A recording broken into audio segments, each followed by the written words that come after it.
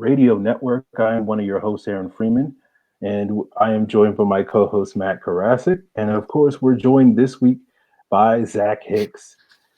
He covers the Colts. He's going to talk with us about the upcoming Falcons Colts game in Week 3. And Zach, man, welcome to the show. Yeah, no, thanks for having me on, man. Excited for this game, especially two teams that just are coming off victories. Should be a fun week.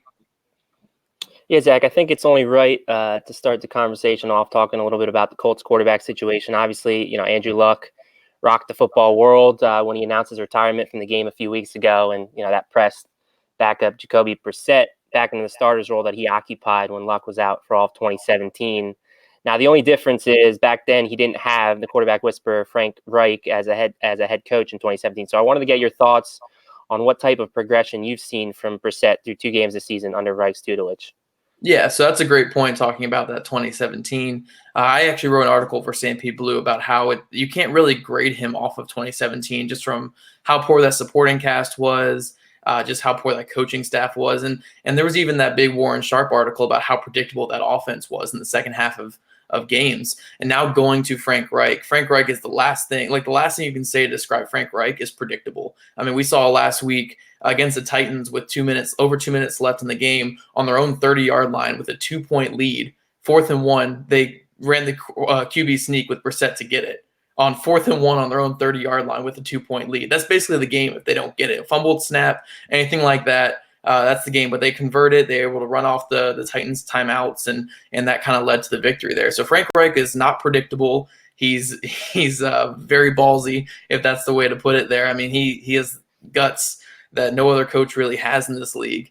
But yeah, I mean, Brissett has shown some progression since that first year of starting. I think he's a lot more calm in the pocket. I think that he's really hard to bring down. I mean, Titans fans or anyone who saw him these first 2 weeks will definitely say that there's definitely multiple sack opportunities for other teams against the Colts, and he's broken out of them. He's made some great plays. So I think those are the biggest progressions, and I think his overall accuracy has gotten a lot better. I think back in 2017, he has a 55 or 54% completion percentage. This year, he's up to 69%.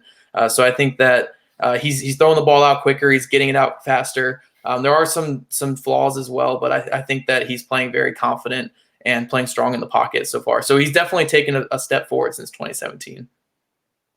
Now, with the retirement of Andrew Luck, one of the players I was concerned about sort of suffering the most in that Colts offense was Eric Ebron. He had a pretty quiet week 1, made a couple of plays in week 2, but I don't know if he's so far through 2 games.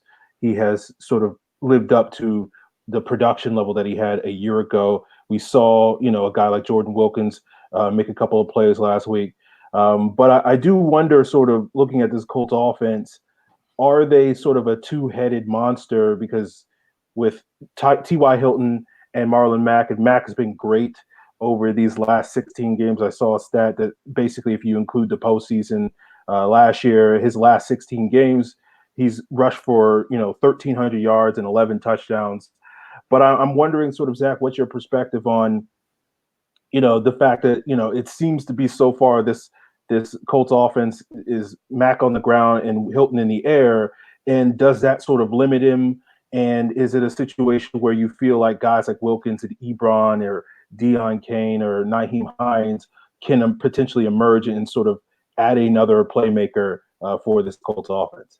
Yeah, so there's a couple layers to that. First off, you obviously want to lean on your best players when you are going to a quarterback like Brissett. Not that Brissett's a bad quarterback by any means, but he's not Andrew Luck. Andrew Luck can make your Zach Pascals, your Chester Rogers, those type of guys into viable starters in this league. Where Jacoby Brissett really isn't that kind of guy. He's not going to make an average player into a good player, or a good player into a great player. Like we saw with Eric Ebron last year, went from a good player to a great player with a guy like Andrew Luck. So there's a couple layers to it. Ebron's not getting as many snaps as he did last year because Jack Doyle's back and the team really wants to be on that run-centric thing. But I do think we're seeing kind of them playing through those stars because they are star players. Marlon Mack has had a great 16-game stretch. I think his last 5 or 6 games, he's averaged over 120 yards per game. I mean, he's had an outstanding run here, and that's why they're kind of leaning on the run. And then T.Y. Hilton, I feel like any quarterback would want to force the ball to him because he's one of the better receivers in the league. Obviously, we'd want to see using other guys like Deion Kane, Paris Campbell, Eric Ebron, and hopefully the offense can open up a little bit more. Now they're not going against the Tennessee Titans, who have one of the better defenses in the league, or the Los Angeles Chargers, who have one of the better pass rushes in the league. So going here against the Falcons, and not to slight the Falcons in any way, but the defense is just not the level of the Titans or the Chargers. So it'll be interesting to see going this week if this is the week that they say, okay, we're going to open up this offense. We're going to allow these other guys to kind of get involved, and we're going to try to spread the ball out a little bit. So we'll see if they kind of stick with that two-headed attack with Marlon Mack and T.Y. Hilton this week. But yeah, I mean, so far it's certainly a little bit of a concern, but you play through your star players when you have a quarterback like Brissett. Now, jumping over to the Colts defense for a sec here, Zach. Teams have had success this year when they've been able to put pressure on Matt Ryan, forcing him to some uncharacteristic poor decisions, untimely interceptions. So my question to you is, what can we expect from Colts defensive coordinator Matt Eberflus and the Indianapolis Colts pass rush on Sunday? I know, second-year player Kamoko Toure had a good first week, finishing the top 10 of ESPN's pass rush win metric. Injury kept him sidelined in week 2. Can we expect to see him in week 3? And what other players have the Colts relied on to get after the quarterback? Yeah, so starting with Toure, hopefully he can go in week 3. Hopefully for us, not hopefully for you guys, but hopefully for us, he can go here in week 3. He had a neck injury going into week 1, actually, which re-aggravated during that game and kind of held him out of practice all last week. So hopefully he's getting that neck injury back to normal.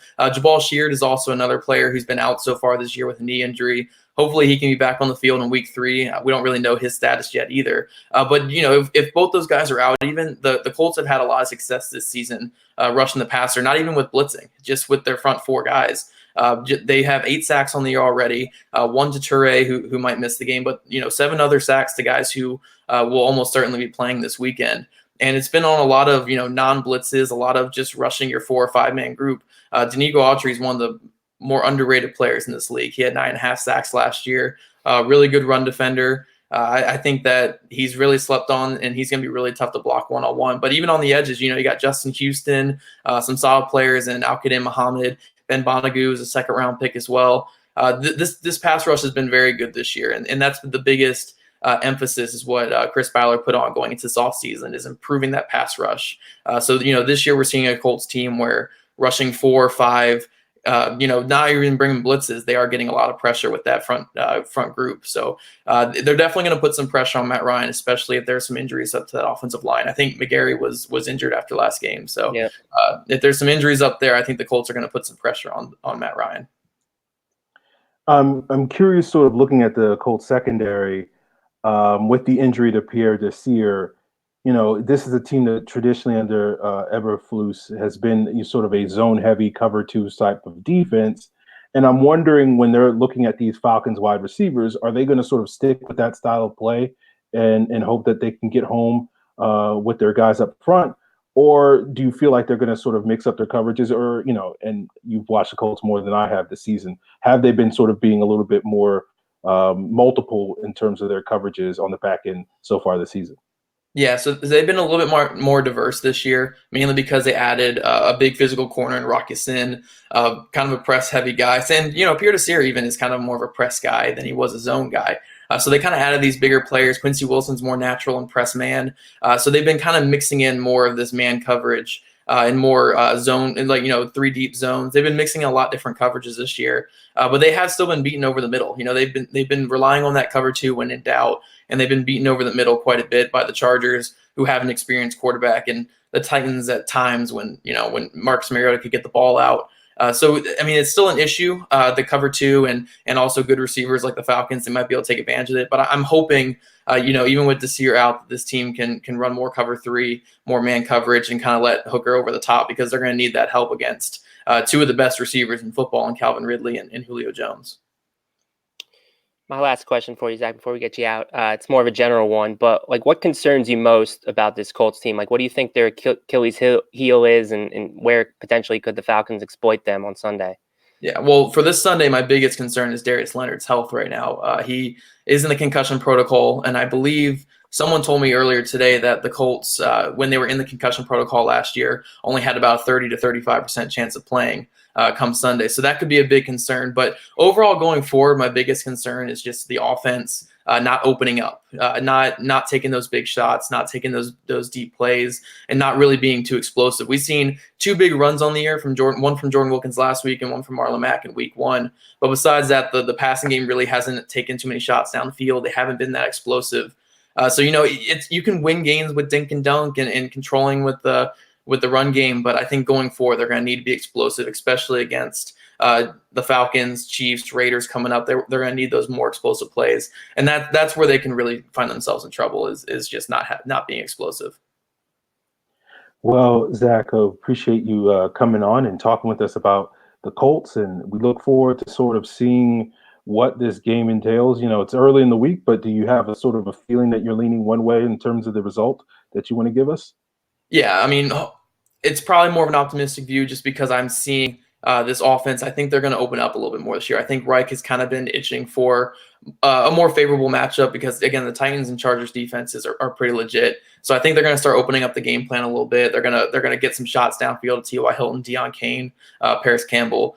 So my early prediction so far has been 30-21 Colts, especially with their first home game of the year and the Falcons having some injuries up front. But Falcons have a good team. I love their receiving group. I love a couple of their guys on defense, a lot of speed. So it's going to be a good matchup for sure. So, Zach, let the people know where they can find you on Twitter, and let them know that what you got in store for them coming up on Stampede Blue.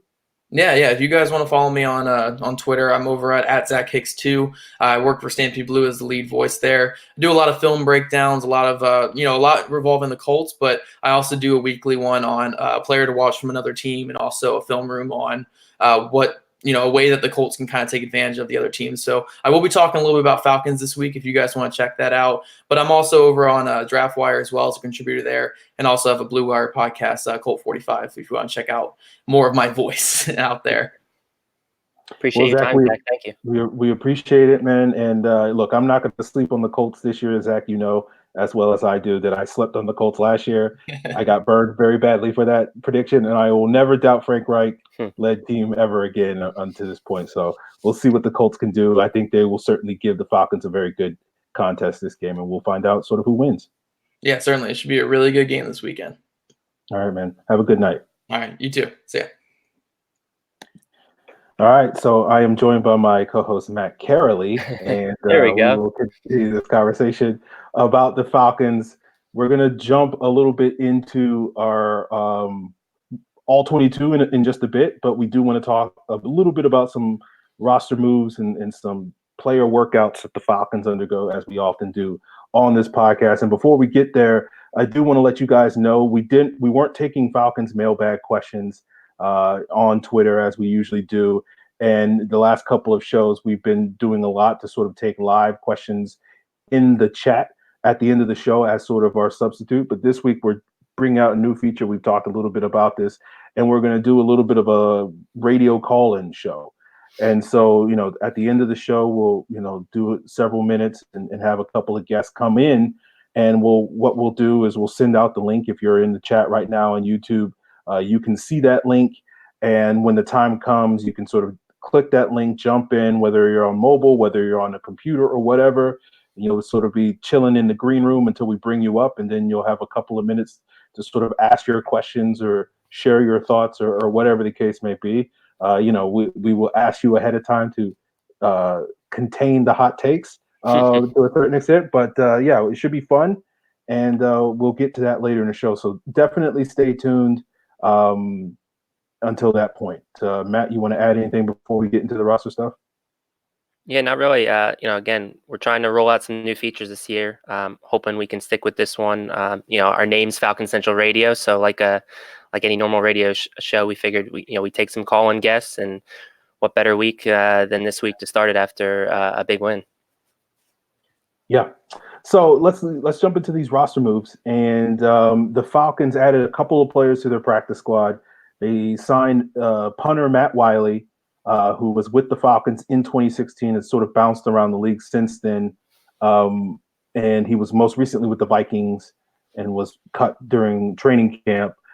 He filled in for Matt Bosher late, I think, in 2016. I think it was the Cardinals game that year. And when Basha was dealing with an injury, punted very well in that game and then sort of was out of it. And so it seems like the Falcons are stashing him on the practice squad in the event that Basha's thigh injury or growing injury or whatever he suffered from during warmups on Sunday, he's not able to go this week. We saw a similar dynamic at the beginning of last year with the long snapper and, when Josh Harris was nicked up. And then the other player they added to the practice squad, who I know little to nothing about, is Nate Wozniak. I'm assuming that's just the reaction to some of the ongoing injury issues that the Falcons continue to have on the offensive line. And to create room for those guys, they wound up cutting Austin Larkin and Carson Meyer, the tight end / fullback. And they also worked out a bunch of other players, but one notable one was Carroll Phillips, the edge rusher, formerly of the Colts, formerly of the Jaguars, and used to play at Illinois and was an undrafted free agent back in 2017. But Matt, what are your sort of thoughts on this, these various workouts? Yeah, the Carroll Phillips one was interesting this morning. Just because, again, he's an edge rusher. What are the Falcons thinking there? But then, later in the day, hearing that Austin Larkin was let go, which was a little upsetting. Considering he was one of the preseason standouts and a guy that I was hoping they could develop and potentially, could crack the 53-man roster maybe next year, but that doesn't seem to be the case anymore. And now Carroll Phillips, that's kind of the reason why potentially looking at an Austin Larkin replacement for their practice squad. So we'll see if anything comes of that in the future. Matt Wiley, again, I think me and you are in lockstep on this one. I was hoping that if they did need to bring in a punter, he would be the guy. He filled in admirably in 2016. And now I'm kind of curious, again, if they do have to call him up, he does a good job. Do they look to stash him again on the practice squad later in the year when Bosher's healthy and potentially look at him for 2020 when Bosher becomes an unrestricted free agent and you can kind of get more of a cost-effective punter that and trust can do a fair job in Matt Wiley. So that would be something to monitor for the future. It does look like he's probably going to have to, be elevated to the active roster. We'll see. I mean, I don't see why else you do that unless you were unsure of Bosher's status. But yeah, I think that was the perfect and the obvious choice for that role. And then, I'm with you. I don't know much about Nate Wozniak. It seems like it has something to do with the injury to maybe Caleb McGarry. Again, hopefully that's nothing serious. It seems like, to get into a little bit of the injury updates, it seems like the Falcons dodged a bullet there this past Sunday night. All structural tests kind of came back negative on McGarry's knee. He is experiencing soreness, so I think there is a chance we don't see him this week. But long term, it doesn't look like there's anything serious. So that is a good bit of news. But it's still concerning a little bit because, again, having to deal with all these injuries and issues, health issues, your rookie year, it's never an ideal situation. You're missing out on key developmental time.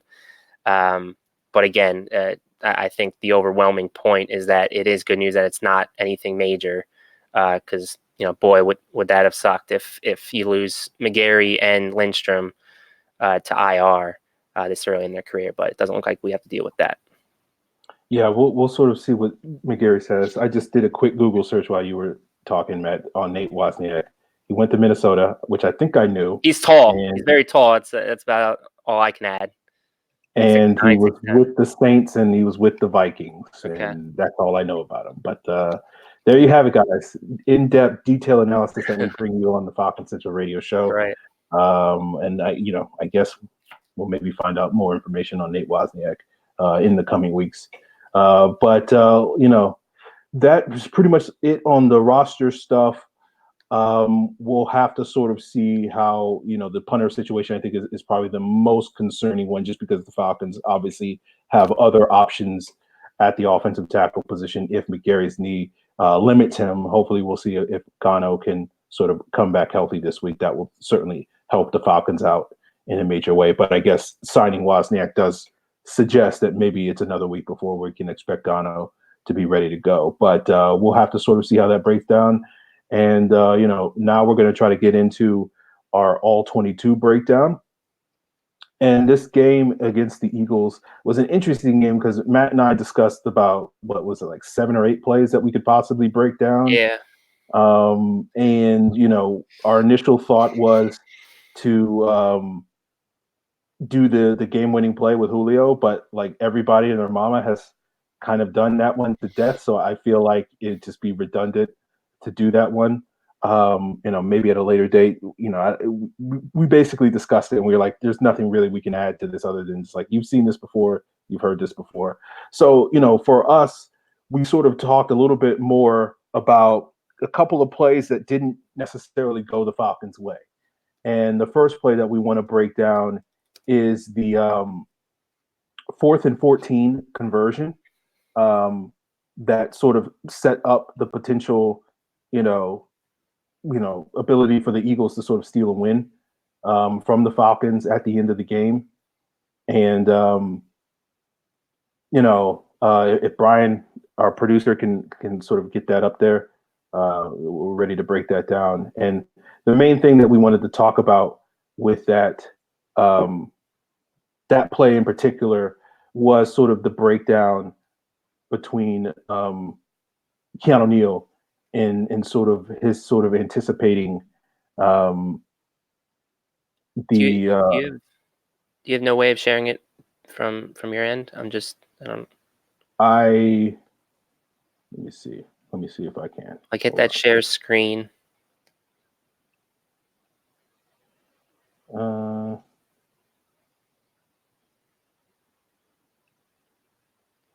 Yeah, I can. Brian needs to add it to the show if he can. I can get it. I got it all queued up and ready to go, but I think Brian needs to add it to the show. So I will, vamp for a little bit as we get that work out these technical difficulties. Apologize. I guess one of the things I'll add, because one of the other plays we wanted to potentially go over was the Nelson Aguilar would have been likely game-winning touchdown for the Eagles that he dropped. And we kind of saw some similar stuff that went wrong on that one that we'll highlight soon on the 4th and 14. But kind of, Keanu Neal, it was the one that we would place the finger at a little bit more. I know Isaiah Oliver does deserve a little bit of blame. He kind of lost the rep right off the line of scrimmage and press. But it did appear that the Falcons were in cover 2 on that play, and Keanu, he was very concerned with Zach Ertz. I mean, he did a good job for most of the game over the middle, kind of eliminating Zach Ertz at times. And on that particular play to Nelson Aguilar, kind of the same thing happened. He was creeping up, kind of cheating a little bit over the middle on Zach Ertz and kind of failed to get the proper depth on that cover 2 look to Aguilar, which allowed him to kind of break past into the open down the left-hand sidelines. I will say, though, and I don't know if Collinsworth, I can't remember if he made a comment or Al Michaels did, but, you wonder if there was a little bit of Keanu Neal's presence in the back of, Aguilar's mind as far as taking his eyes off the ball, because he knew Keanu was kind of clamping down on him. Potentially for a hit. I don't think he was close enough for it, but just the threat of that in his mind, I think, did probably cause the incompletion to a degree. But again, still, Keanu Neal, in my estimation, was more at fault than Isaiah Oliver. I know people will want to pick and prod at Oliver. He's kind of the popular guy to do that for, but I think on these 2 plays, the one that we're going to highlight, it was more Keanu Neal's undoing. So again, apologize, kind of incommunicado with Brian, our producer, to get these videos up. But you want to just circle back? Do you want to talk about this Sunday's game a little bit first, and then I guess. Okay, Here we go. Finally. All right, thank you, Brian. All right. So appreciate it, Brian. All right, so let's get this 4th and 14 up. Yeah, so basically, I'm going to pause it here. Basically, the Eagles are in a 3-by-1 set, as you guys can hopefully tell. 3 wide receivers down here. One. Can we go full screen on this? Yeah, Brian, if we can go full screen, that'd be great. And the Falcons are basically in more of a cover one look in this front with sort of Neal sort of roving over in the middle, and this is kind of his zone area. And what's interesting about this play is 2 plays earlier, the Eagles ran basically the same exact play, except for they had their wide receivers arrayed a little differently. And Zach Ertz, who I believe is right here, was inside and ran sort of this over route, and Neal wound up, popping him on second down and breaking up the pass and preventing a completion. And so now on this 4th and 14, Matt and I were discussing this, is that basically I think what Neal is doing on this play, he's supposed to sort of make sure nobody gets behind him here. But I think he's sort of recognizing, oh, this is the play they just ran. This guy is going to come run this over route. He's going to settle near the sticks and convert. And so you're going to see Keanu Neal right here just kind of hang out by the sticks, waiting for, I guess, Aguilar in this case to sort of settle down here, and he's going to hit him and make the tackle and win the game for the Falcons. But instead, Aguilar runs a deep route over here and gets behind Keanu Neal. So we're going to run it, and you guys are going to see exactly that happen. Watch Keanu Neal here. And then, it's a 43-yard gain, big play. This is of course, this always happens when you pause it too long. My bad, guys. Hold on 1 second. All right. And what you're seeing is basically at this point the oh crap moment for Keanu Neal when Aguilar gets behind him. Matt, do you have anything that you want to add? Yeah, no, I mean, Keanu, again, it's 4th and 14. The Eagles have ran this play several times earlier in the game. Keanu's playing the sticks.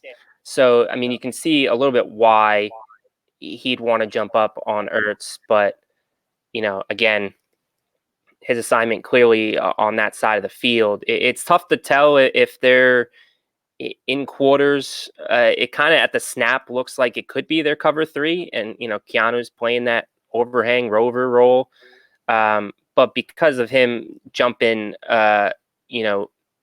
back towards the back of the field after the snap, you kind of get the indication that it's cover 2 or quarters, and again, that's Keanu's responsibility to keep everything in front of him, and he fails to do that with Nelson Aguilar coming into his zone. Yeah. So yeah, go ahead. No, I was just going to say, just like I said earlier, kind of something similar with, the Nelson Aguilar drop. They showed that same kind of cover 2 after the snap. Keanu was cognizant of Ertz, kind of wanted to cheat down and didn't get the proper depth once again, and kind of allowed Aguilar to go behind him. So, while we did see improvement from Keanu Neal, I think, especially the speed and physicality, there is some stuff still, and maybe just being away from the game for a year, some stuff in coverage lapses that we saw on Sunday against the Eagles. Yeah. So the next play we wanted to highlight was the Matt Ryan interception to Ronald Darby. And the main reason we wanted to highlight this play is because, on that final play, the Eagles were in a 0 coverage.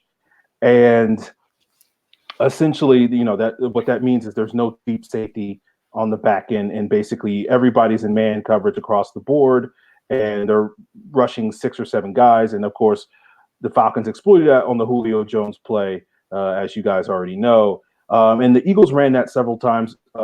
Dirk Cutter said that they ran it 8 times in the game, and I went back and watched it. I only saw 7 instances, so I just might have missed one.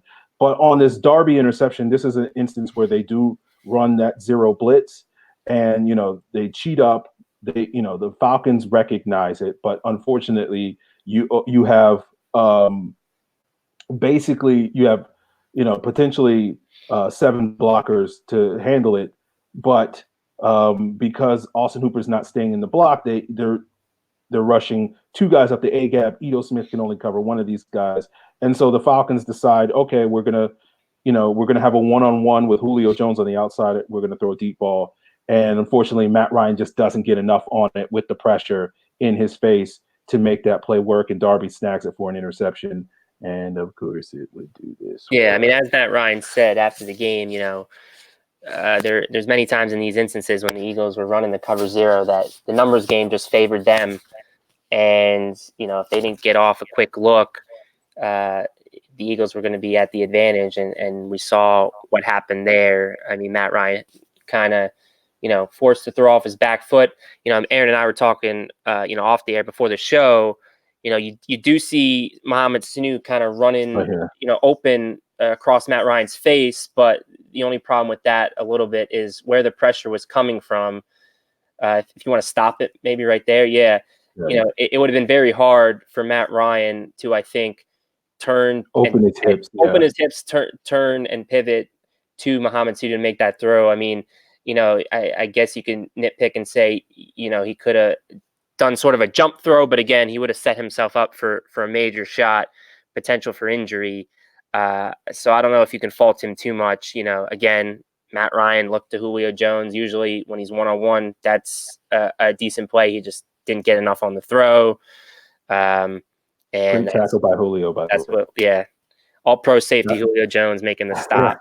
That's the highlight of this play. That's what we wanted to show you guys. Yeah, Julio Jones making a great exactly. open field tackle. So lowered the shoulder, drive through the ball carrier. Again, I guess, Aaron, you said that you kind of charted some of the cover zeros, and you had said 2 out of 7 were successful for the Falcons. Is that correct?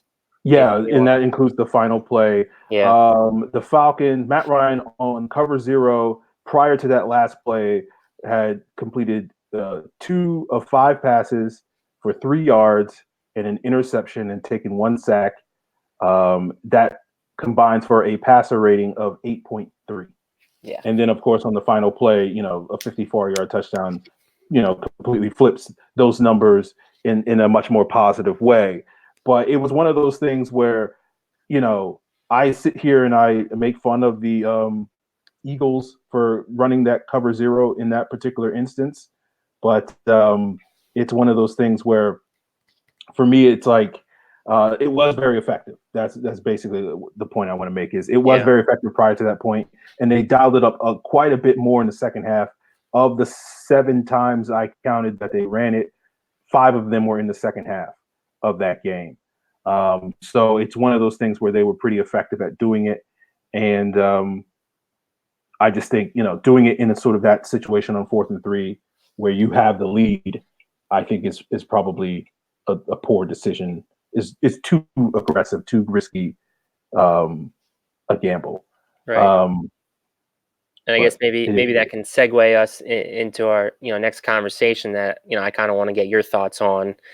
Through 2 weeks, one of I guess you could say shocks or disappointments.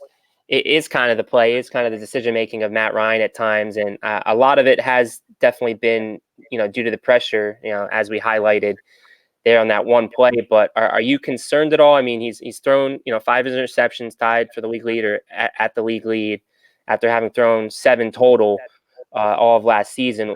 What do you make of Matt Ryan's play a little bit in these moments? Or do you think, again, more of the blame should just be placed on the offensive line of failing to execute blitz pickups and whatnot? I think there's obviously a couple of those picks were on Matt Ryan more so than anything else. Poor decisions. The red zone interception where Nate Gary against this Eagles game where he just basically didn't see Nate Gary and threw in the double coverage. And I can't remember off the top of my head the one, the Stalker one. To me last week was a poor decision on his part. Yeah. And then the first Anthony Harris one, he didn't see Anthony Harris. So I think for me, I do think it's not necessarily a huge deal, but it is notable to me because we saw a similar situation in 2015 when he wasn't truly comfortable with the offense, and he kind of was forcing some throws, and that led to a lot more interceptions in that season. I don't think this is nearly as problematic as it was then, but it is one of those things where it does sort of suggest that maybe he isn't 100% comfortable with the transition from Steve Sarkisian to Dirk Cutter. and hopefully, that learning curve or whatever it is, that transition period will sort of, as the season progresses and he gets a little bit more comfortable, will go away. So I'm not overly concerned of it, but it is something I think that we do definitely need to monitor. If he's, and that's mainly been, at least from my opinion, the main issue that Matt Ryan has had over these last several years is that when he's comfortable and knows exactly what he wants and what he's seeing and everything the offense is asking of him and everything that he wants from this offense, he plays lights out.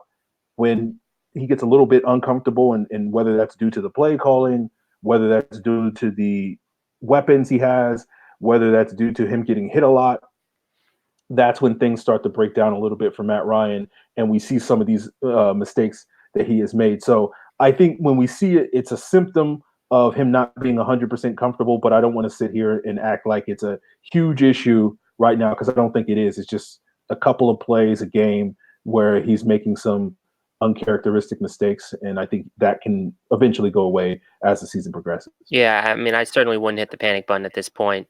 I agree, it's something to monitor. The only issue with the comfortability argument in the offense is that, have we not seen him run more no huddle to this point than we had at this point in prior seasons? Like, I feel like he's controlling a lot of the offense more so than he did under Sark, more so definitely than he did under Shanahan. So, I don't know if I'd necessarily agree that it's the comfortability of Dirk Cutter's transition so much as again. I think the blitz and the pressure is affecting him a little bit more. The lack of maybe chemistry with the changing offensive line combinations we've already seen to this point than he has in years past. As far as again, he's been pretty good. He's been up near the tops of the league as far as handling pressure, dealing with the blitz. This year, I think it's safe to say he's probably down near the bottom of the league thus far. Hopefully that flips in the coming weeks. But yeah, because of the fact that I think he's running more of the offense and they're doing more tempo, doing more no huddle like they did the first time around with Cutter. I don't know if I necessarily agree with that, but I mean, again, the main point I think is I'm not as concerned either. Something to monitor. Again, I'm expecting. I mean, the offensive line I think was a positive takeaway this past week. For the most part, especially going up against the unit that they were, holding Fletcher Cox in check for the majority of the night. So if they continue to gel and we see the same unit going forward, I think they will improve in that area, and then hopefully that translates to an improved Matt Ryan and less pressure in his face. Well, we do have someone who wants to sort of jump into this conversation, John from New York. And before we get John's thoughts on this, I do want to add a little bit of a tidbit and a little bit of a response to what Matt just said. And we'll see sort of where John thinks about this. But I don't necessarily think just because he's running more no huddle means that he's more comfortable. I think that just means when he's running no more huddle, he's fine with that part of the offense. We haven't really seen an issue with that. It's all the other times when he's not running more no huddle where maybe you can level some criticism that this offense not necessarily being, well set up to maximize his success. And I think that's where some of the issues are coming from. But John, what are your thoughts on this conversation that we're having about Matt Ryan and his Falcon team right now at this point in the season? As far as Cutter or Matt Ryan? Whoever just in general. Strongest take. What's your strongest take, Cutter or Matt Ryan? I love Cutter. Okay. You love Cutter. Okay. Now I do, yes. What do you like about Cutter? Was it this past Sunday's performance or what? I don't know. Something clicked. I was watching the game from week 1 to week 2, and I kind of had like the feeling when we had Tony Gonzalez, and I remember how fluent the offense was and how more we were, running the ball with more of a power form than just like tosses and, and zone run scheme and stuff like that. Right. Okay. Okay. So what do you want? What do you want to ask us, or what's on your mind specifically about the Falcons heading into this Week 3 matchup with the Colts? I don't know. I'm just more excited to actually, meet you guys and hear your voices and give you guys a chance to allow to hear my voice and as it. Yeah, well, we appreciate. I mean, you're the first ever caller here on Falcon Central Radio, so that's big stuff right there. So we appreciate that. Yeah. Appreciate you always tuning in. You tell your grandkids about it. Yeah. Yes, sir. So appreciate the call, man. Thanks. Yes, sir. All right, John. Unless if you have anything else, we'll be happy to answer it. If not, I guess we'll see if we have anybody else in the chat, or we'll keep this conversation going, talking about week 3. Yeah, you guys can continue. Thank you. All right, yeah, sure. Thanks again, man. All right, man. We appreciate you, John. So, for you guys watching the show live, that's basically what we're going to try to do. And we're going to feature that regularly moving forward, and we'll have some other opportunities for anybody else that wants to jump into the chat. And for those of you that have only just joined us, the link is in the YouTube chat right now. It's that StreamYard.com link. And you just jump in, click on that, and sort of put your name in. Producer will sort of screen you in the green room, so to speak, and then we'll bring you on and we'll ask you a question. So that's basically it. But yeah, to sort of put a button on this Matt Ryan issue, I think, I know John just expressed his positive thoughts on Dirk Cutter. I'm still sort of lukewarm on this Dirk Cutter offense. I want to see a little bit more. But for me, to me, so far, I think the play action stuff has been a little bit vanilla. I think sort of the designing the explosive plays have been a little bit vanilla. And so I do wonder if that's going to be an issue as we get further along in the season. But I do think so far, I'm not going to sit here and say the offense is bad or anything like that. I just think, there's a lot of room for improvement, and it's still early in the season. So it's not necessarily something that we need to panic about. But I do want to see a little bit more from this offense in terms of scheme stuff, where it does feel a little bit too much, in my eyes, a little bit like what it used to be, which was Dirk Cutter would just kind of run whatever, and then we go no huddle, and then the offense would start to click again.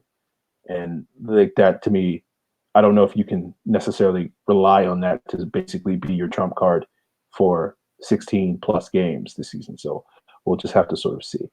Yeah. So we'll keep the conversation going, talk a little bit more about this upcoming game against the Indianapolis Colts. We sort of touched upon the injury to Caleb McGarry at the right tackle position. We talked about this a little bit with Zach at the top of the show, and sort of the Colts pass rushers. And, Matt, I'm curious, sort of, are you concerned, about this offensive line? Should McGarry be out, or just this offensive line in general, even though that they are coming off a relatively strong performance against the Eagles? I think all of us thought going into that Eagles game that, like that we had seen the last couple of times when we played Philadelphia, that this Eagles pass rush would just sort of obliterate our offensive line. And that did not prove to be the case. They obviously had some opportunities, but one of the reasons why Jim Schwartz probably felt it necessary to dial up so many zero blitzes was because they weren't getting reliable pressure with just 4 guys in this game. And so does that give you confidence heading into this Colts game that, this offensive line can repeat that success on the road, which generally gives the advantage to the pass rush a little bit more than the offense? But what are your thoughts on the current state of this Falcons offensive line? Yeah, I mean, if McGarry misses, I will be a little concerned, because then, at that point, I don't know if Gano is going to be back either, dealing with the back. That's a little bit of a worrisome injury. How serious that is now that he's missed 2 straight weeks, because he would have likely been the swing tackle had he been healthy. So if he's out, McGarry's out, you're looking at Sombrilo and then John Wetzel as the swing tackle, which is not ideal, especially going up against the likes of Justin Houston, Jabal Sheard. If Kamoko Toure is back, he had a strong first week. It's going to be still a concern, especially, we saw the level of pressure the Eagles put on. They sent a lot of blitzes. Zach indicated that's not really Eberflus's style. He'll roll with the 4-man rush and let the back 7 handle the coverage. We'll see if he switches that up based on what the Falcons showed on film this past Sunday. But yeah, this past week didn't really alleviate concerns. Again, as a whole, I'm not going to overreact to this week 2 win and say, the Falcons are back, because they, on one hand they left a lot on the table. They certainly could have ran away with this game. They did not. And then on the other hand, they could have easily lost this game. Plenty of opportunities. There's positives to talk about. I wouldn't necessarily say the offense was one of them. I'd actually lean towards the defense being the prime takeaway and their level of effort, especially the D-line. But yeah, I'd be concerned if it's Tyson Braylow and John Wetzel as the two guys that potentially could be man in the right tackle spot. Beyond that, we talked a little bit about Pierre Desir being out. He was a guy that they shadow with DeAndre Hopkins, and I'll be curious with him likely out. Do we see Rocky Sin, who they drafted highly? Do they feel high enough about him that they'll put him on Julio Jones? Because I think it could be a baptism by fire of sorts if that's the case. So I feel like if we can handle their rush, there's an opportunity to win. Much like the Eagles secondary, I think there's an opportunity to win on this back end. Malik Hooker is an enticing player. He's a guy that had arguably one of the best interceptions you'll see all season in Week 1 against the Chargers. So he's a guy to be cognizant of, and I'm sure Matt Ryan will find him at all times on the field. But again, I do think if they can handle the pass rush, which again, we probably sound like a broken record. I think you could say that heading into every week. If they can handle the rush, Matt Ryan should be able to pick, most secondaries apart. And I think this one in particular. No, but I think that's a fair statement, though, Matt. It sounds cliche or whatever people want to call it. But when you look back at the history of this team, because of the skill players that they have at the wide receiver position, the tight end position, the running back position, the teams that tend to beat the Falcons are the teams that are able to control the line of scrimmage and really put pressure and enforce this team to sort of, be not as dynamic as they're capable of being. And then, that leads to the offense not necessarily putting up a high point total. And then because we know our defense hasn't historically been good, and hopefully they're turning a page. And I agree with you. I think most of the positives in this Eagles game until the very end of the game were were from the defensive side of the ball. And maybe some of those breakdowns was fatigue to a certain extent. And maybe that led to some of the mental errors that we saw late in the fourth quarter where guys got a little bit tired because the Falcons were pretty heavily reliant on their man coverage in the second half of this game. So, that's maybe something to keep an eye on in the future. But it is one of those things where, because the Falcons, haven't had a great defense, and if the offense isn't able to sort of light the way, and, the offensive line and the pass protection is a critical component of the offense, then, it leads to issues. And I think right now, I'm with you. I think that's going to be my main concern is, can this Falcons offensive line hold up after a relatively solid game against the Eagles? Given the expectations, the low expectations, I think now if we raise the expectations, will they sort of live up to that or surpass that? And then I think the other thing is something that Zach touched on is sort of what sort of wrinkles Frank Reich sort of has, this he's going to pull out for this Falcons defense to find ways to exploit them and attack them. And do we see, Nyheim Hines and his speed in the open field in the passing game and try to attack the Falcons defense, which, historically hasn't been great against running backs, and sort of how much Deion Jones' return figures into that, the tight end position with Ebron and Doyle. And that was something that the Eagles or the Vikings really exploited against the Falcons in Week 1 with their multiple tight end sets. And, obviously T.Y. Hilton. And will we see the Falcons do what they did in Week 1 and have Trufant shadow T.Y. Hilton, because Hilton's speed against Isaiah Oliver, in my opinion, is just a big play just waiting to happen, and you're tempting fate there. I think Oliver improved last week, but I think we still saw some of those issues when it deals with that lack of ideal recovery or makeup speed. And you can argue the Aguilar drop. You talked about Keanu Neal not playing that correctly, but I also think Oliver didn't necessarily play it correctly and sort of exasperated that, speed issue by how he played it, by not getting a quality jam at the line of scrimmage. So there are ways that, this Colts offense can attack the Falcons defense. So I'm curious to sort of see if Frank Reich can find ways to attack them. What other thoughts do you have on some of these matchups heading into Sunday? I just want to add to your, the multiple tight end set, because I think how they defend that could be one of the keys to the game. They have the opportunity to play some bully ball against the Falcons, much like how the Vikings did in week 1. And, historically, that hasn't been the best of matchups for the Falcons. You had brought up an excellent point on last week's show about the Eagles and how you thought they match up better, with Carson Wentz, I guess, under center, because of the fact that they won't necessarily play that style with him as they would have with Foles, because they want to utilize Carson Wentz, abilities and spread the rock around to their different weapons that they have.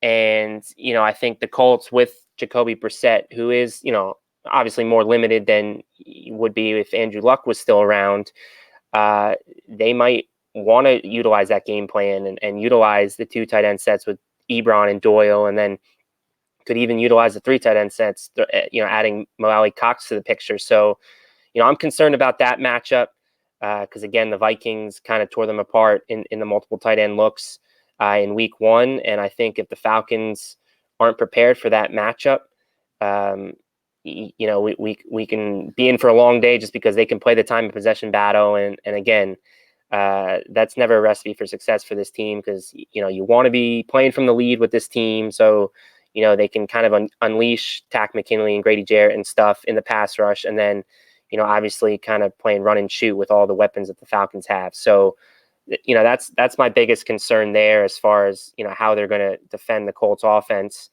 One other point circling back to going up against Colts defense, they have surrendered 124.5 rushing yards a game over the first 2 contests. So I'm wondering, is this the game where the Falcons rushing attack gets off the ground? Because I think, when we're talking about, stifling the pass rush a bit, that's one way to do it, by mixing in the run, keeping them on their toes, off balance. I know fans are making a point to talk about Devontae Freeman and his slow start to the year, but I think this could be an opportunity where they get off the ground there and where Devontae Freeman can get himself going to, not only, again, to help the rushing game, but to help the pass game too, so that they can't be pinning their ears back and you're getting them in obvious passing situations. So that's one other thing as far as the Falcons offense is concerned that I'll be keeping a close eye on, because the Colts have struggled a little bit in that department so far in the early going. Yeah. I mean, for me, I guess my main concern is, beyond sort of the specific matchups that we've already discussed, is just, coming off of this game, very emotional win, necessary win, all that sort of stuff. Yeah. Do the Falcons come out flat? Like, going back through their record and looking at how many times, they've had primetime games and then gone on the road, it hasn't necessarily been a pattern of behavior, but just, this team, there have been times where they have come out flat a little bit and didn't pick it up until the second half of the following week or whatever the case may be. So that to me, I think, is sort of the mental side of this game that we're going to have to see how the Falcons handle that.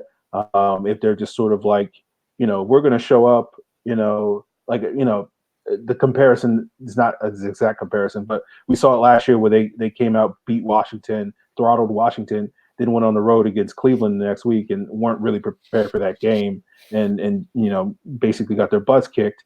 And that's my main concern is like, the Colts, they just have T.Y. Hilton, they have Marlon Mack and Jacoby Brissett's not good and blah, blah, blah, and they can't get pressure. And we can, Desir's out and we'll attack the secondary, and the Falcons, are feeling themselves going into that game. And then all of a sudden, Frank Reich comes out with this, game plan, and the first 2 drives are down 14-0 or something like that.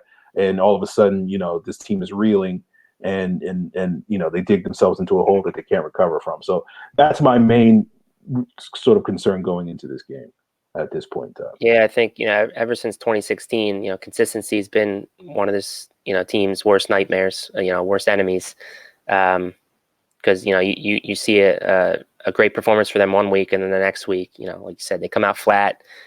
and they're in a hole right from the start, and that's never a great place for this team to play in. So, yeah, that's a great point. Starting fast, especially on the road, is always important. They did get off to a good start this past week, but I think the home cooking had a lot to do with it, and the must-win territory had a lot to do with it. But now going back on the road, it's another one. Keep that momentum going. Start fast. Yeah, absolutely. Yes, slow starts were a problem last year on the road. Yeah. Hopefully, it's not obviously we saw it be a problem week one. Hopefully, that's the only example where we see that this season. Yeah. Because several of these road teams, you may not be like, oh, they're not that good, but these any given Sunday, as they say. So, yeah. That wraps up sort of our week 3 conversation.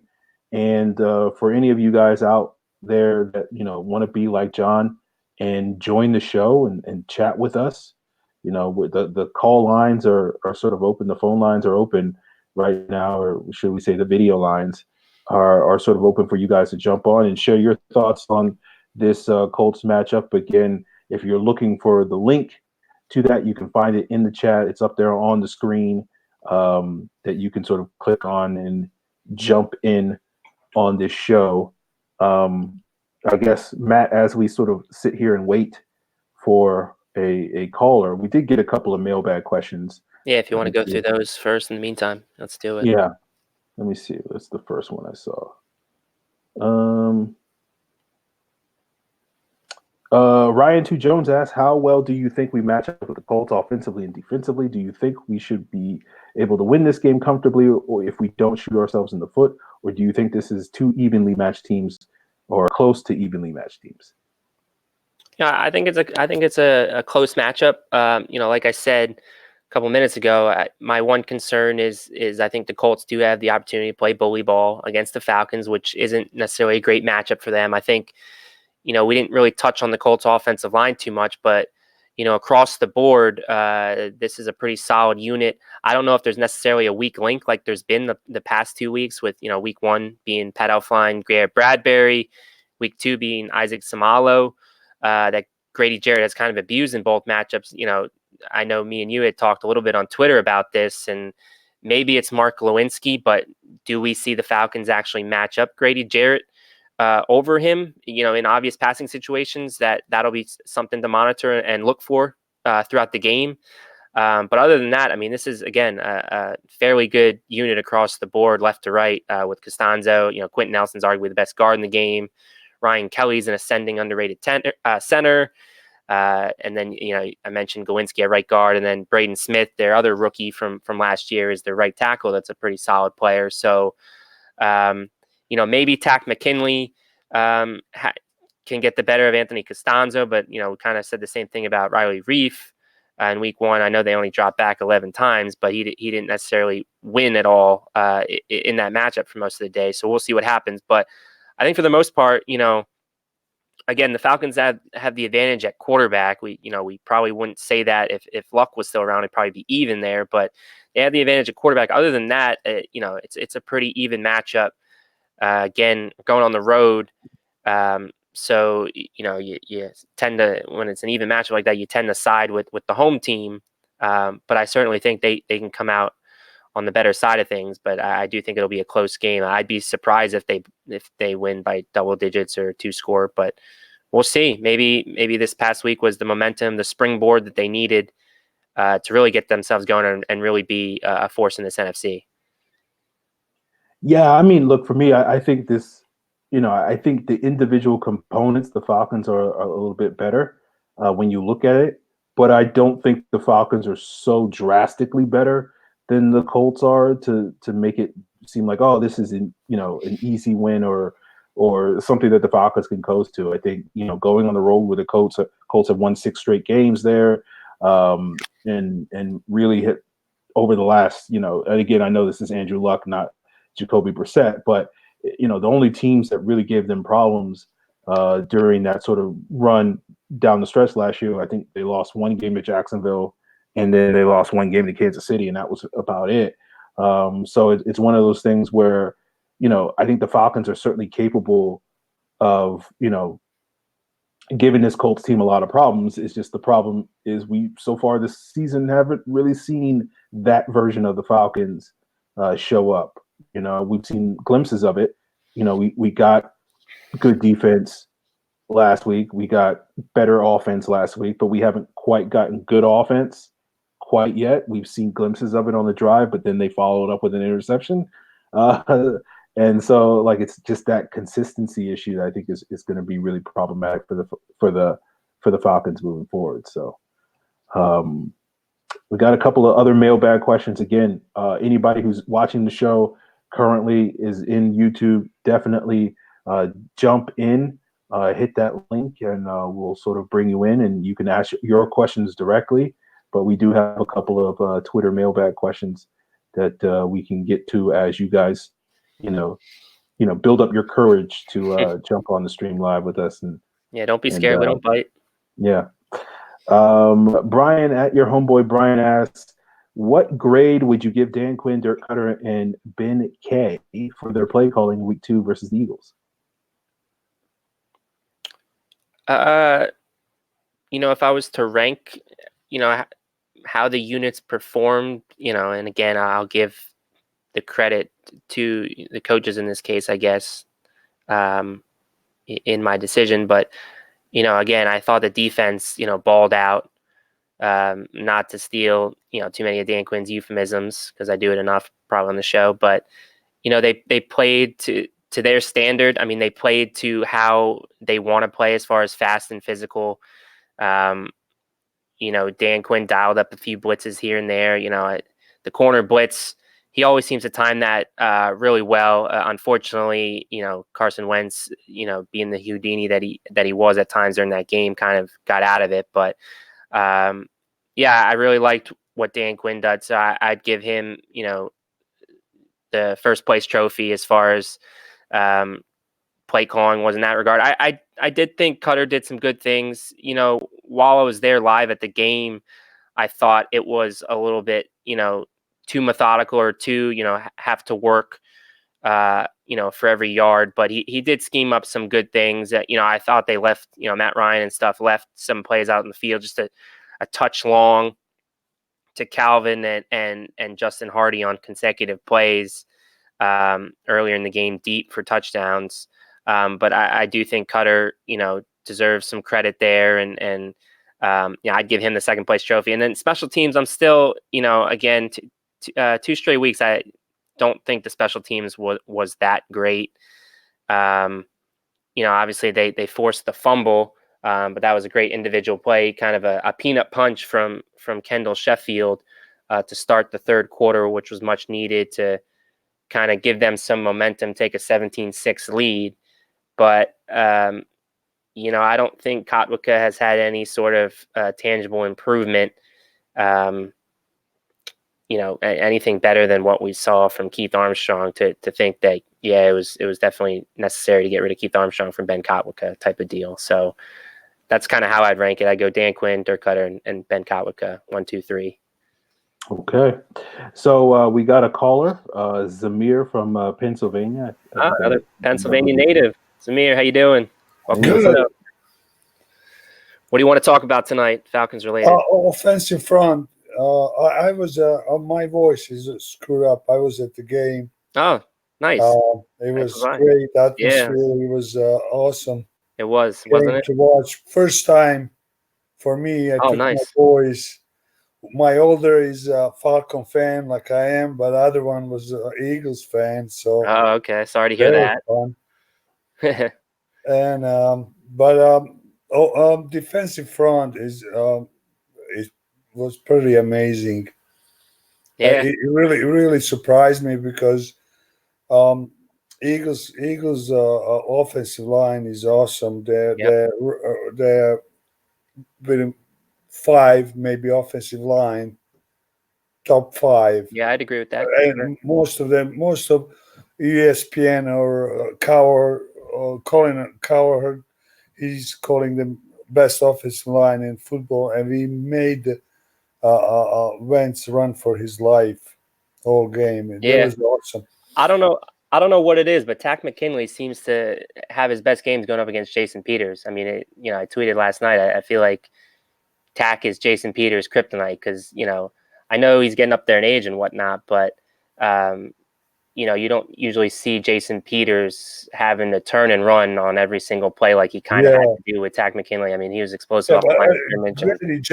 Grady Jarrett is just different. I told you, Aaron, if you remember, I sent you a question about will he made a Pro Bowl, and I mean, even in a place that he was pushed on initially in direction when they wanted him to go, he would come back and made a play so fast. He was just he's relentless. He's like another level this season. Yeah, I mean, he's certainly on his way, I think, to getting his first Pro Bowl. Hopefully, they won't be playing in the game because they'll be having a bigger game to play in. But yeah, he's certainly been unreal.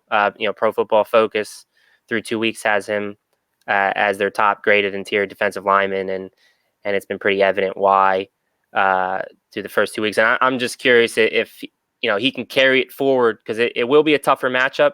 I don't know how often he's going up against Quentin Nelson this week, but that's going to be a fun one to watch. I mean, Quentin Nelson, again, like I said, he's good. He's probably one of the best guards in football already in year 2. So him and Grady, that's going to be must-see TV.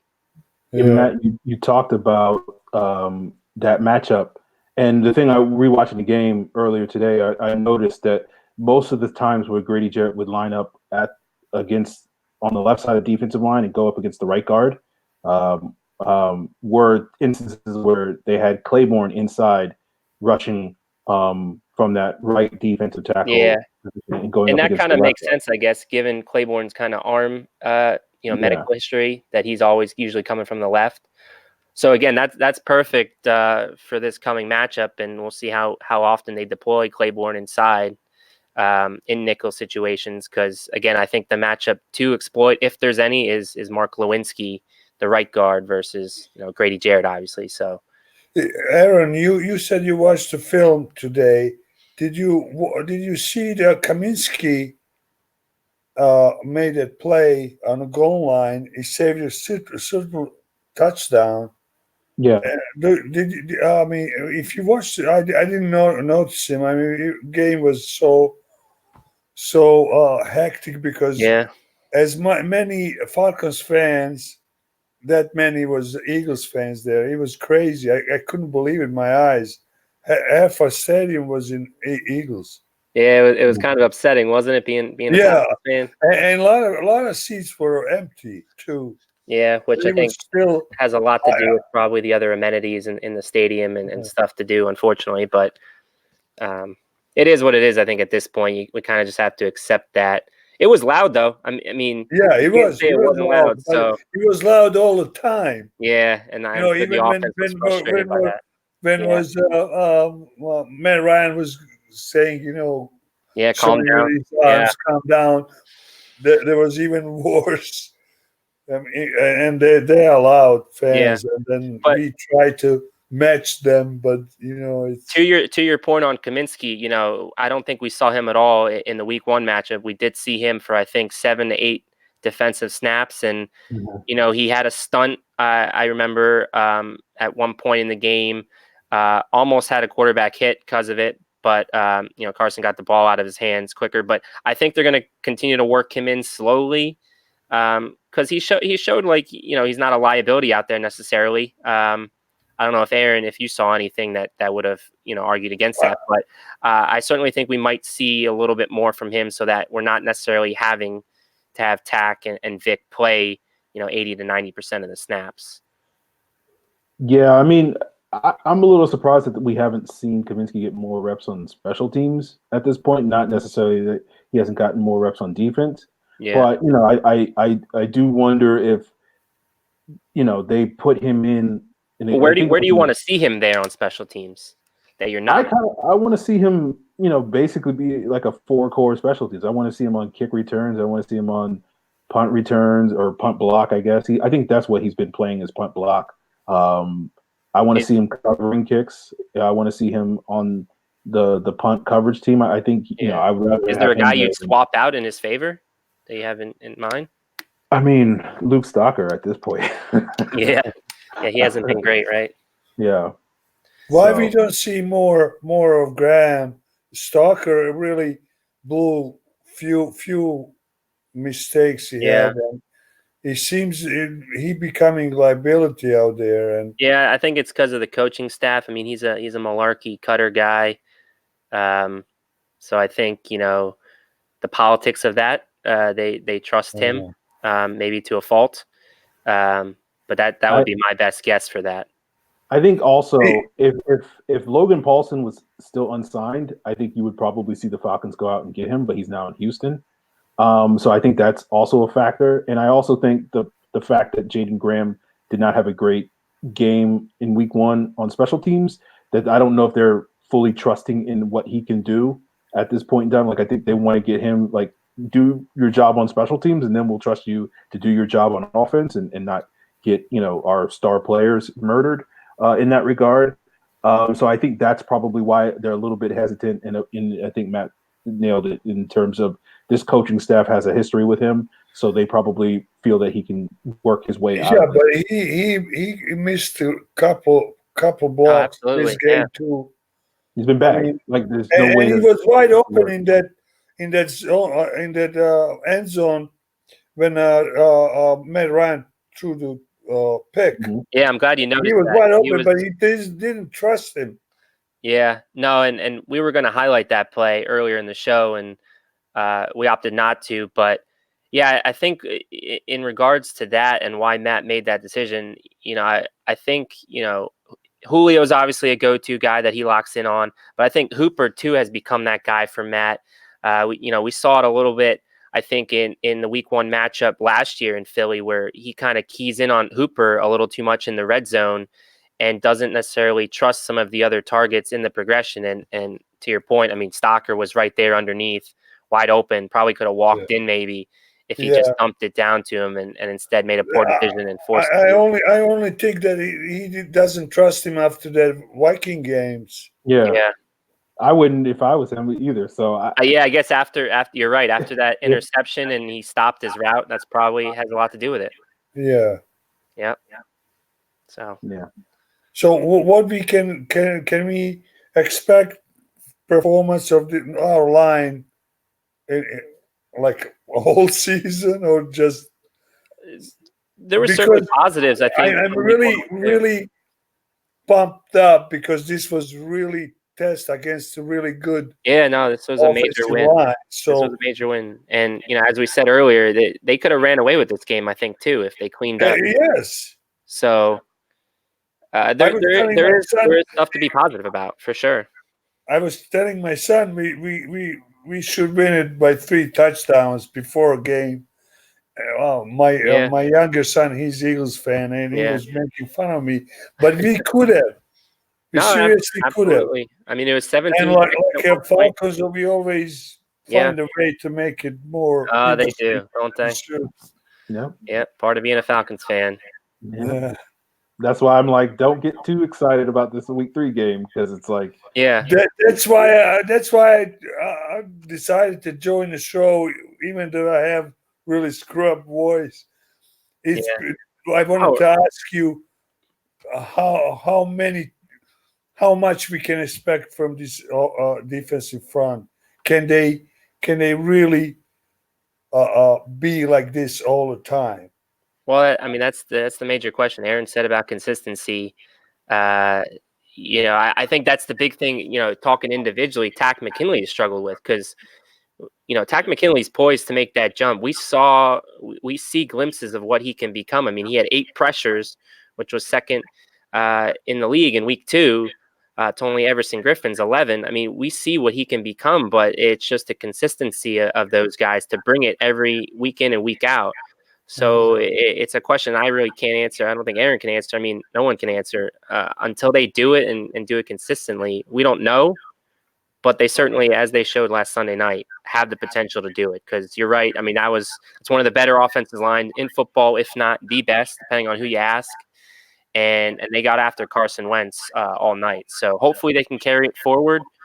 Because I do think, I don't recall if Zach mentioned it in the intro, but one of the things I've noticed with Brissett is he can hold the ball a little bit. He's slow in his progressions. So, if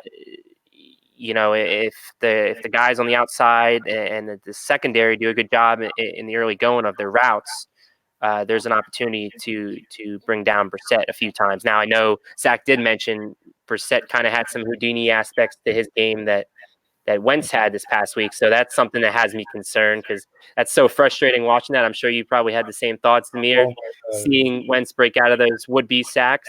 Oh, you can expect Brissett to break at least three almost Vic Beasley sacks this week. I think that's a pretty. He was so frustrated, especially that when Vic Beasley was practically hanging on them, and right before his knee touched the ground, he threw the ball. And it would be 4 down. So maybe that's what you should expect again this week is a little bit more of that. But it was a great play by Wentz, but I think it's going to be. It's going to be my thing with Beasley is, and again, people talk about it on Twitter and stuff, but go high a little bit on him and really hit him instead of he just goes for the waist to try to bring him down as a form tackle. You're a defensive end. You can rock the guy a little bit and give him a shoulder and really stick him up top and kind of prevent an opportunity to really get rid of the ball. I don't think he had a chance on that play. He was coming from behind him, if I remember correctly, and he dived in last moment and grabbed onto him. I just think he had an opportunity to go a little bit higher and really kind of affect the throw or not allow a cleaner throw. Because again, when you're dragging on a guy or going for the waist, he still has his upper body, he still has his arm free. So that's my only nitpick on something like that. But again, the downsides of having a 220-pound edge rusher. Every quarterback in the league is bigger than him. So, yeah, you're not wrong. So, but also our offensive line did a really solid job considering all shuffling. I mean, Matt Ryan was only sacked once. I know he was pressured, but he was pressured because of blitzes, not because of. Sure. And, again, you hope they improve in that regard as far as picking up the blitz and the communication that goes along with that. But I definitely agree. Much improved performance. Keeping Fletcher Cox in check was big. Again, I think Jamon Brown. Even Colin, I watched the whole game today. Yep. I had to. And he was saying that he believed Fletcher Fox was injured or something. Yeah, that's what I don't believe that. Yeah. Well, no, especially you see him chase down Mohamed Sanu and stuff. Sidelines on the screenplays. He didn't look hurt there, so no. I wouldn't. I think they were just trying to find an excuse. Yeah. They often do that on the broadcast. That's for sure. But yeah, good performance from them. Again, something to build off of. They weren't perfect, but yeah, I liked what I saw in certain aspects. Hopefully, I mentioned the run game. Hopefully that takes off pretty soon. Because if so, that adds a different dimension to this offense. And I think the Colts could be the perfect opponent for that since they're giving up 124.5 yards per game. So we'll see what happens there. How good matchup are they with us? I think they're pretty even. I think on certain skill positions, Falcons have the edge, but again, in the trenches is where you win and lose football games. I think the Colts are just as good, if not better, than the Falcons. I think their offensive line is definitely better than the Falcons' offensive line. So, again, it comes down to the line of scrimmage. If the defensive line brings the A game that they brought this past week, then I think they'll be fine. If they don't, then there's reason to be concerned. Yeah, ditto. So it'll be a good one. I don't think it's going to be a runaway game or anything. I think it's going to be another probably stress-inducing, blood pressure-raising type Falcons ball game on Sunday. So I hope everyone takes their blood pressure medication in advance of the game. Definitely. Oh my God. So yeah, Zamir, man, we really do yeah, appreciate this was you. fun. We appreciate you coming on, Zamir. I'll do it again. Thanks, guys. Yep. You have a good night. Yeah, you too. Thank you. All right, guys. It's Great good stuff. conversation with Zamir. Yeah. We have time, I guess, for maybe one more. If someone has anything quick they want to talk about. If not, do we have one more mailbag question to get to? Are we good? Or yeah, we got one more. I think we can get to. Sure, You want to talk about the running game, or do you want to talk about Deion Jones? I'll give you the option. I think I talked about the rushing attack. Quite a bit there to answer Dirty Bird number 2's question. So let's talk Deion Jones. Okay, so Jelani234, I believe Lonnie's out there in the chat right now. But he asked, I've seen Deion come out of the game for 2 weeks straight, but more the first week. Do you believe he is on a snap count, which I think he's saying a pitch count? Yeah, I think that's a great question. I was curious about this when I went back and looked at the snap counts from this past week. And, as Jelani said, Deion was definitely in the game more this week. Correct me if I'm wrong, but I want to say he was in for 94% of the snaps this week. I don't know if you have it in front of you, but he definitely didn't. I'll let you look that up for a second. He definitely didn't come out as much as he did in 94%. Yeah, he definitely didn't come out as much. He only came out 6%. Devondre Campbell, who actually played 100% last week, or week one, came out more this week, and Foy, got that share of the snaps that Campbell wasn't in for. So again, I don't know if they were bringing him along slowly, and that was the plan. Because I was curious about this myself. Again, going back to that bully ball, point, Deion Jones doesn't particularly handle those games too well. He can get washed out. There was a play that we went through ourselves on the All 22 before we, talked about the Vikings game, and Deion was washed out of the play on the Vikings zone runs to the right. So I don't know if that had something to do with it too. The matchup and this one against the Eagles didn't really present that. Again, that's something to monitor. If we do see Deion come out more in this one, maybe that has something to do with it. If the Colts are trying to play that smash mouth game with the run, establishing the run, or just like I said, it could be a scenario where they were slowly bringing Deion back from the foot, being out all of preseason and stuff, rehabbing that, and that could be why his snaps had just ramped up now. And maybe in week 3 he plays 100%. We'll see. I don't see any reason for him not to, though. You're paying him to be your star middle linebacker. He's Pro Football Focus has him as their 3rd rated linebacker right now. And his grades in the run are just as good as his grades against the pass, which is a marked improvement in past years. So yeah, I'm expecting him to be out for if not 100%, close to it again. But it is something to monitor depending on the matchup, I guess.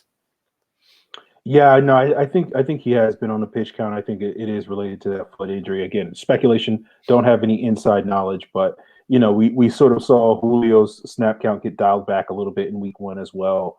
So I think the Falcons weren't 100% confident that those guys were 100%. I think they're confident that those guys are like 90, 95% or whatever.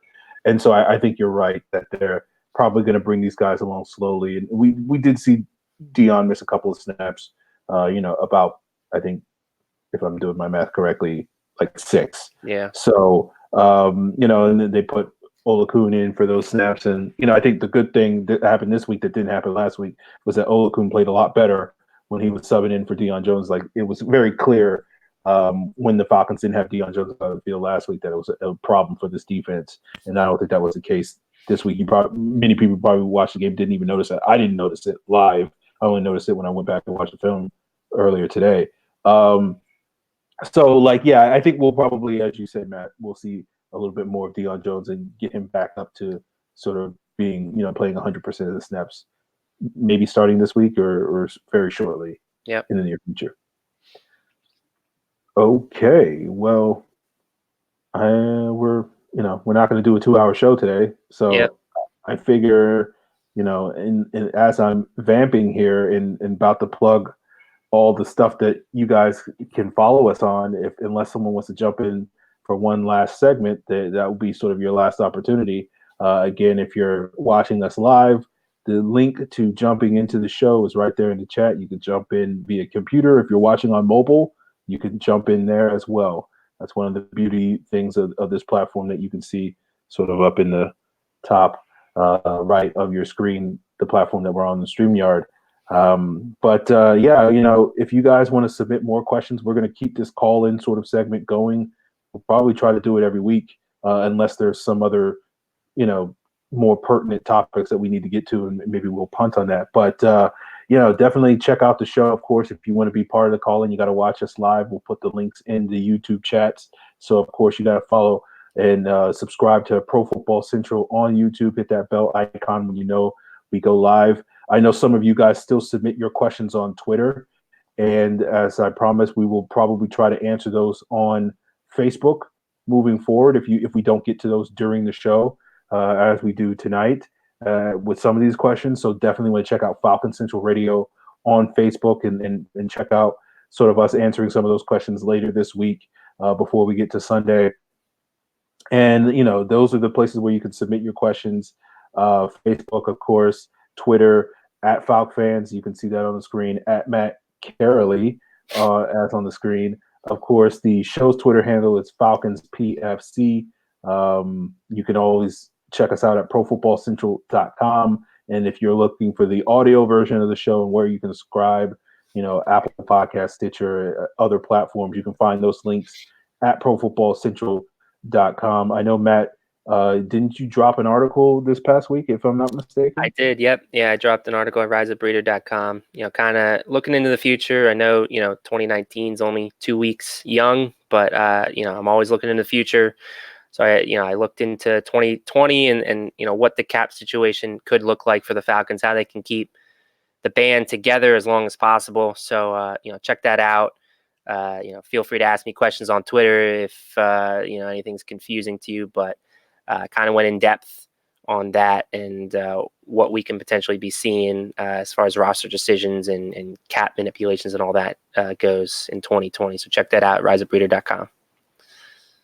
Yep, there you guys have it.